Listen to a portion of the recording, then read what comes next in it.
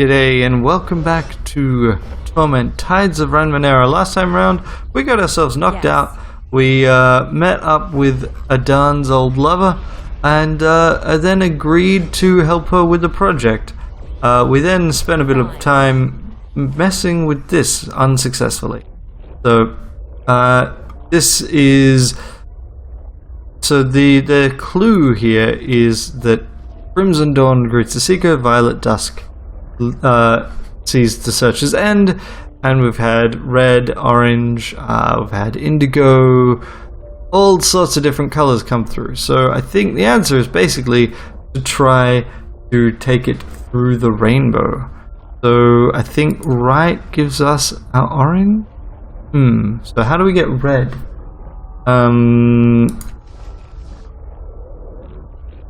Orange, green, so yeah, okay, that's not quite right. How do we get red? That's blue. Red is 2. Okay, so start with I'm ready. red, and then orange, green. No, that's blue.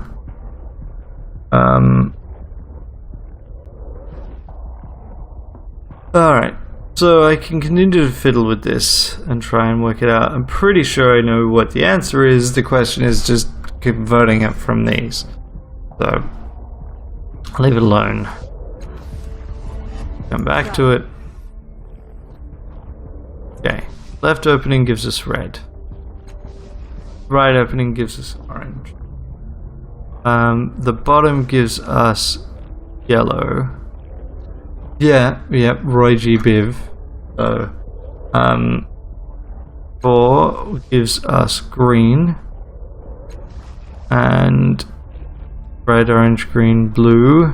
Indigo, so blue plus yellow is indigo, and then what was this one should give us violet. Suddenly the sphere flashes with a blinding light. When your vision returns, the sphere is back in the frame, and in your hand is a strange object. Dance of sharp angles. Summons a phased humanoid husk to fight along with you and gives you phased, which gives you evasion and damage resistance against everything except transdimensional. Active for 5 rounds and consumes your action. This multi-stage forging of this ring is a metallical mystery of yore. The structural integrity of this piecemeal ring seems to be severely compromised with its layers of imprecisely interlocking plates of different metals, few of which have accumulated a patina over the eons. Yet the band somehow retains their circular shape, while the notched rim layers may be twisted so that 3 layers impossibly swivel into merely 2.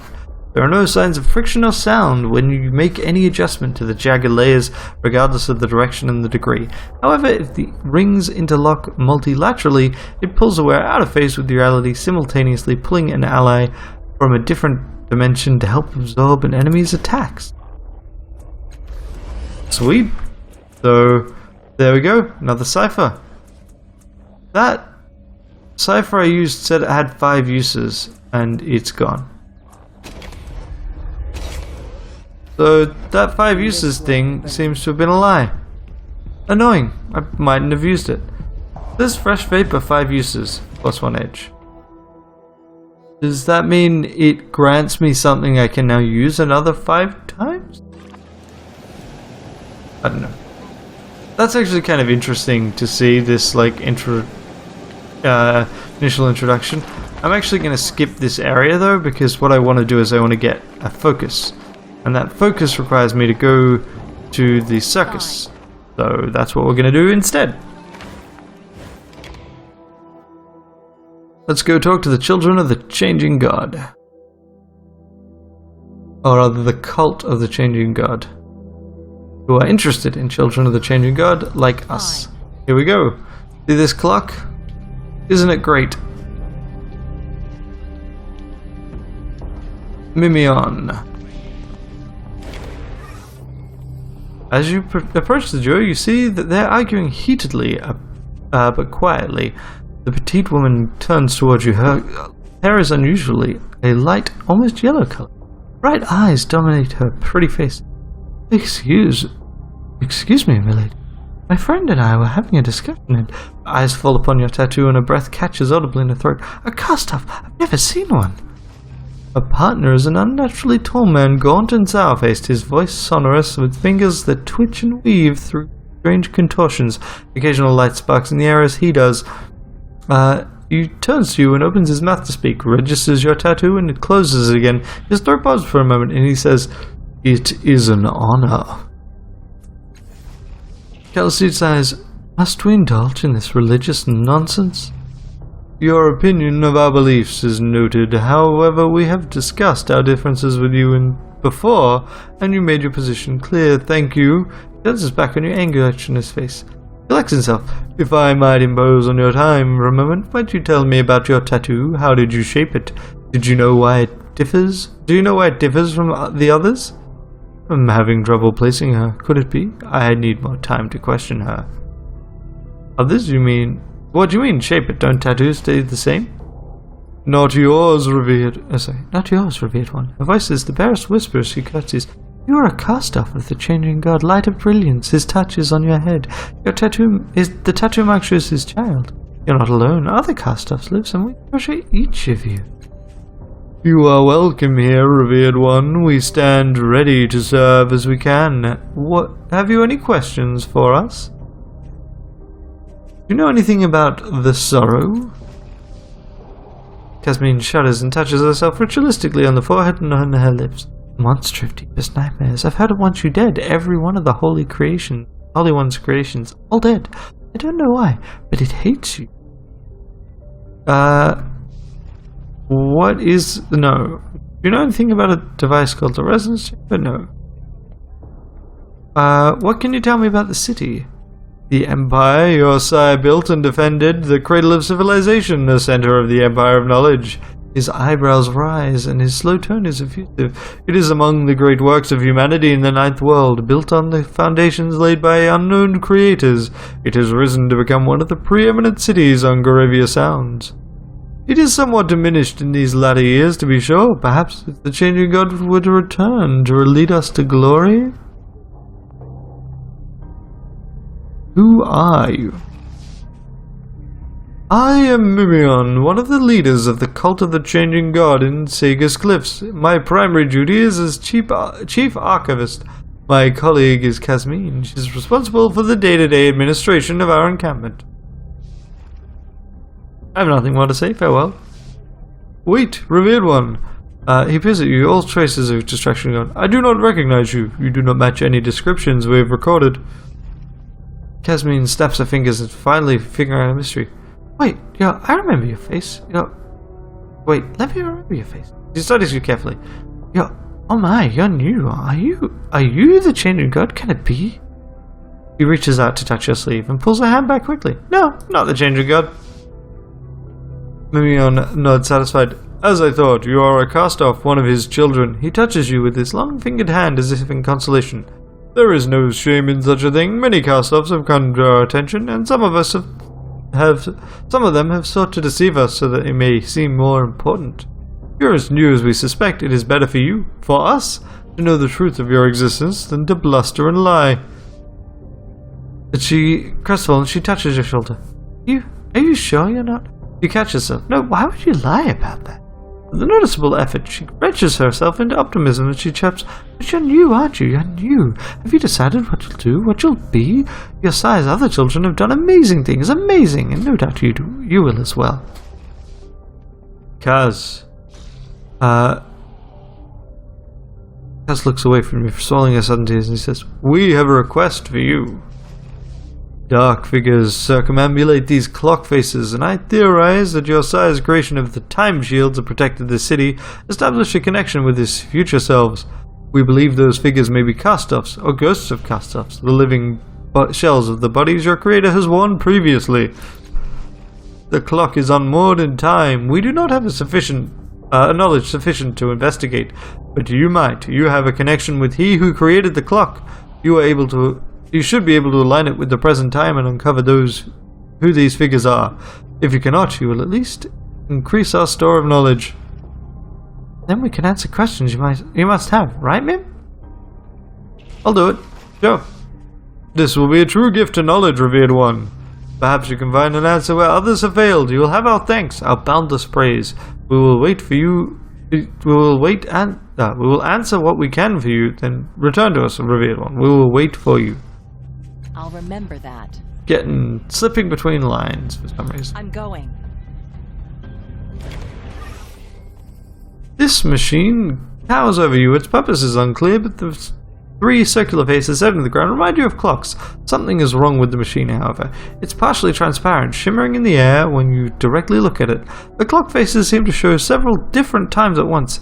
Humanoid silhouettes ripple beneath the central clock face. One places his hand against the faces or a glass wall. They seem to be watching you. Examine the machine.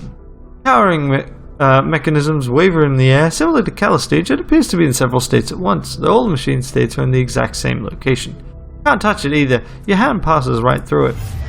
As you pull your hand away, a memory strikes you as powerfully as if someone took a club to your chest. You're working at the clock. It's no longer transparent, but perfectly solid. There's a noise behind you, so they've come. The 3 traders. They think to surprise you, but through the power of the clocks you've foreseen this moment. There's a faint sound of metal sliding against leather. You slap a hand on the central clock face, activating the clock's arcane powers. You're not sure what it will do to them, but it's better than what they'll do to you. There's a flash. Arcs of energy stretch out from the clock over your shoulders to your would-be attackers. You don't see what happens to them. They quickly disappear, along with their screams. As the last shreds of the memory fade, a swirl of energy passes through your body. Cold barbs prick every muscle. Sudden tidal forces arc from the clock to 3 ancient devices in the cultist encampment. The clock will recognize something inside you, perhaps, or maybe vice versa. Either way, you've inadvertently activated the clock's nearby devices. I'll remember that. Sweet. 1, 2 are there, and then 3. Addendum added, fallen to earth. Okay, so this. As you approach this device, circus mine is thrown into chaos, buildings are on fire, people are screaming, running for their lives, while armored soldiers hunt them. No one seems to pay any attention to you, though. Some kind of vision, not reality. You glance down at the device, a series of images flit across its surface. They don't appear related to changes around you, you see the faces of other people, places, all of them familiar. Look at the changes. Circus mine is under attack. Yeah, we already did that. Looking beyond the carnage, the square in the vision looks wildly different. Many of the buildings on fires don't exist at all when you step away from the device, having been replaced by other structures. The soldiers are completely encased in jagged metal armor. You can't even tell if they're human. Examine the images on the surface of the device. As soon as you focus on them, you feel a warmth on your head where your tattoo is. The image responds to your thoughts, slowing and changing at your whim. Something about your body allows you to do this, which perhaps means only you can even see the images. You immediately recognize the pictures of pieces of memory, specifically the 3 memories you saw in the fathoms of your mind. Let's look at the city under siege. You know the memories are ancient. It must have occurred 1,000 years ago. A man and a girl race through the streets of Sega's cliffs. Around them, the city is attacked by terrible people. The Tabat. The man takes them to an ancient machine somewhere in the city, and then he and the girl disappear. As you review the memory, you get a strange feeling in mind as you can describe only as a query. Suddenly remember the memories and device possibilities, but you can lock one of the memories here so only one displays. You don't remember what purpose it serves. Let's go with the ancient memory. It seems to fit. And done. And so let's move on to the next one. Okay, here we go. A strange feeling comes over you as you approach the device. There's someone was sneaking up at you in the corner of your eye. When you look, there's no one there, but it seems something's different. You can't put your finger on what. A series of images flit across the surface of the device itself. They don't appear related to changes around you. See faces of other people and places, all of them familiar. Let's look at a memory of the underwater city. The memory is recent. 2 men, both with tattoos like your own, are in an underwater city searching for something. The denizens of the city chase them from their quarry and ultimately surround and capture them. Let's lock that one in, because this is definitely recent. I'm going. As you approach this device, Circus Minder changes around you. The people are dressed differently and speak differently. Whole new structures appear, including an enormous building rising from the edge of the square. You look down at the device. A series of images flit across its surface that don't appear related to changes. Let's look at the memory of the Lush Valley. You know it's from a long time ago, centuries probably. A man and a woman, both with tattoos like your own, are surveying a lush, secluded valley for some purpose you cannot recall. Let's tie that one to it. Now the only images that play across. As soon as you lock this in place, a final surge of energy arcs through the air from the device to the clock itself. The clock shines for a moment, then becomes solid, fixed into a single state. At the same time, the device in front of you goes dark. The images disappear, as does the strange view of the city's past. Boom! Clock is now solid. I don't think it's actually possible to fail this, because you can always unlock the images if you have them in the wrong order. Wow, you're noisy though. The machine is solid now. Each of the 3 clock faces shows a single time, though none of them point to any time measurement you understand. You lean closer to the central clock face. 3 shadowy figures still lurk within, their features almost discernible now. Suddenly the figures surge out of the clock towards you. The intense pressure strikes your head like a steel spike, and everything goes black.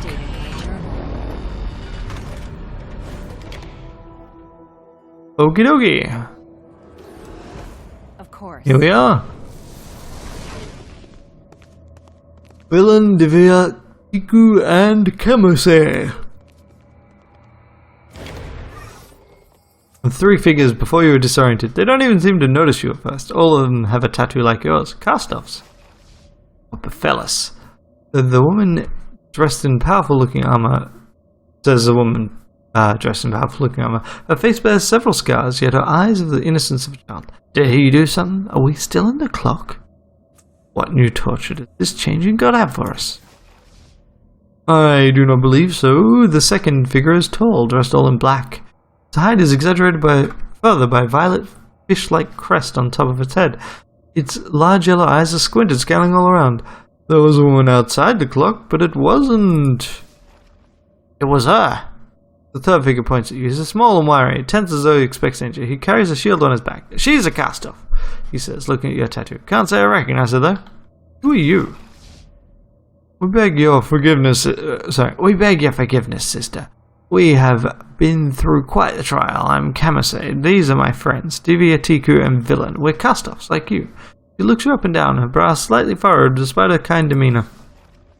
We were ingested into your head. I saw it. How is that possible? Who are you? I'm a cast-off, like you. The latest one. The latest?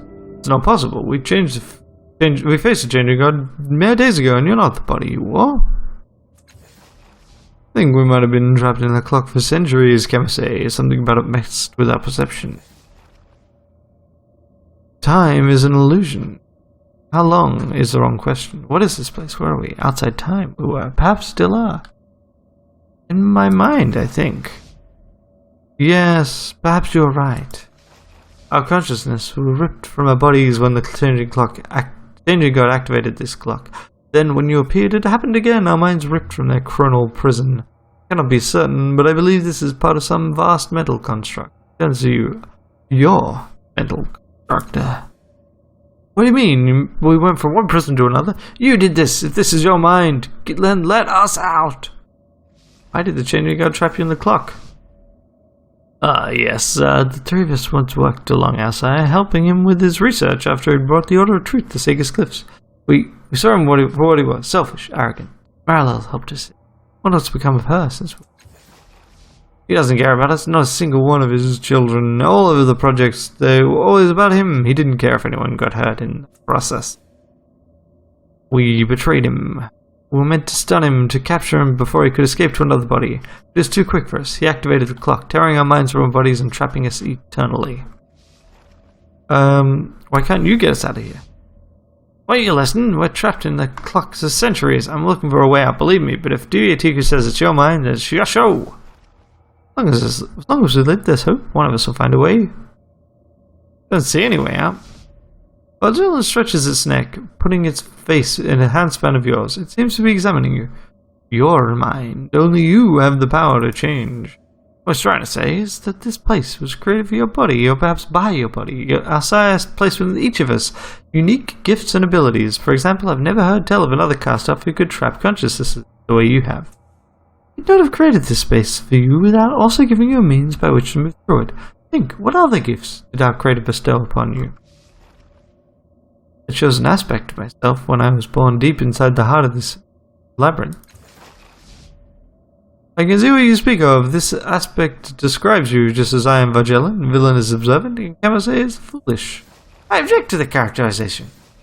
Not wrong, and you know it. It's the truth. Anyway, got us out of twice as much trouble to get us into. These aspects are descriptors of who we are, but they're not us. You chose that aspect as quite a lot, but I don't believe that's enough to set us free. What they call nano? Those Vagellan, but you don't see him barking about it. See, that's just the type of thing you do. It's not a path you chose, not something Asaya gave you, nor a means to freedom. I built a path out of a deep fathom in my mind by recovering memories I had lost. Perhaps if there are any memories here to recover? Maybe I just don't know what memories look like, but I don't see anything. It seems we're in agreement, villain. I don't think I have the ability you're talking about. You must! We each have our gifts, given to us by our sire for a specific purpose. His purpose, of course, but a purpose nonetheless. They say, for example, that foolish though I might be, I have no magical gifts of speech. This is not something I chose nor learned, but who he made me to be. I am a master of defensive arts. My sire learned them when he was in my body. Probably built my body to excel at it. Wouldn't call it a gift, but it's me, yeah. I am one with the shadows. I live in them. I breathe them. This is not some esoteric I discovered, but a unique ability our sire chose for me while he was in my body. Gift is in you. Perhaps you haven't forgotten. Our sire wouldn't have made this place for you without granting you the power to get out. Focus. Find the answer inside yourself. Shut your eyes. Search for this memory that they speak of. Rifle through your memories, past everything you actually remember to those memories you didn't create yourself. There must be a key or door or anything that would help you escape this fathom of your mind. Just as you're about to give up, you find something, a cluster of sparks, nascent abilities deep within the core of your being. You sense the abilities to speak eloquently, to use the shield of the master's skill, to lurk among the shadows as though they were home. I'm ready to learn something new. None of these seem particularly suited to creating a path out of this place, but as you sift through them, you know that you are trapped here, not because of some puzzle your sire left for you to solve, but you're not that whole. This is another part, the last part of deciding who you are. In completing yourself, you'll be able to open a path back to the calm of your mind. So, we get to select between three different focuses. And it's possible these are the only three in the game, which is a pity. Breathe Shadow gives us, basically, the ability to sneak better and to do sneak attacks. Master's Defense is, shield and counterattack, but I'm going to take this one because the right thing to say in every situation sounds fantastic. So right now it just gives us the ability to use more effort on persuasion, deception, and intimidation, but it will do more in future. We've also leveled up, and here's our way out. That's it, you did it. Does this mean we can go back to the real world? I don't think so, villain, but it does mean we are free, finally. Thank you, friend, go. Something's not quite right. Shadows, angles, it's safer for her to go first. Nice, very nice. I like that it does that. Okay, so we can... Oh, that's got like 2 effort slots or something? Or maybe it's because it can be leveled. So we have leveled up. I'm going to get an extra ability or skill, and it will be skill, and it will be... I want perception, but I think I'm going to grab persuasion. I think, yeah, we got a lot more here. So I think I'm going to grab... yeah, I think I'm going to grab persuasion. And then at some point I'll also grab... not persuasion, but intimidation, maybe? That's off a might, though. Deception. Deception is the other one. But we'll go with being persuasive first. That or remember it? That's a good line. Okay. And so we've got the second request right now, and that's it. Okay. Cool.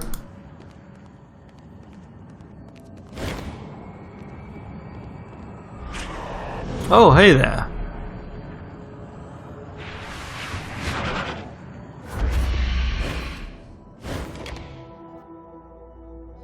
So we didn't get to fight it, and it just collapsed our entrance back to our focus.